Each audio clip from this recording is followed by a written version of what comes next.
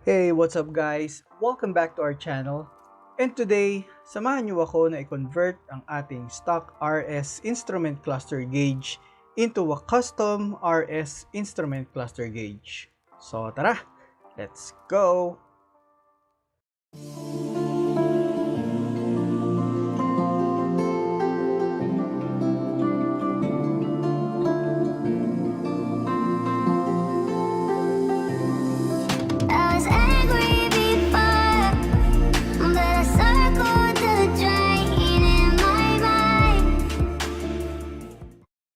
So again, huge shoutout kay Sir John Sevillano ng G-Gets C3 Auto Wash sa pag-share sa atin ng mga tips para sa installation na to.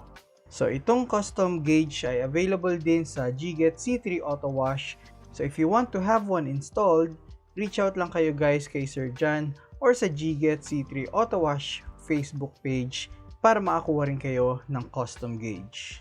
Alright, so let's get back to our video. Alright guys, so ito yung package na dumating na in-order natin online. Yung packaging niya ay gawa lang sa custom-made cardboard box and nasa loob nito yung ating custom RH gauge na film.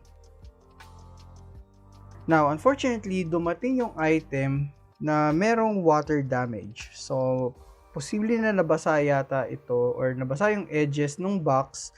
So, medyo umangat or kumulubot yung mismong film ng ating gauge. So, nag-try din ako mag-reach out sa seller, kaya nga lang nahirapan ako makipag-communicate sa kanila and gusto ko sana rin isoli yung item, pero sa tingin ko medyo hassle pa, but I'm hoping na hindi siya mahalata after natin siya ma-install. Now, para ma-install natin siya guys, syempre, kailangan natin baklasin yung instrument cluster gauge ng ating stock Brio. So, ang pinakauna natin aalisin, of course, yung panel doon sa may ilalim ng steering wheel. So, ito ay para magkaroon tayo ng access doon sa mga screw na kailangan natin tanggalin. And of course, guys, kung meron kayong mga switches or any accessories na nakakonect, so kailangan nyo rin alisin. Now, next natin aalisin ay ang head unit frame. So, meron kasing portion ng dashboard na kailangan natin alisin and nandun siya sa ilalim na nakaipit sa may likod ng head unit frame.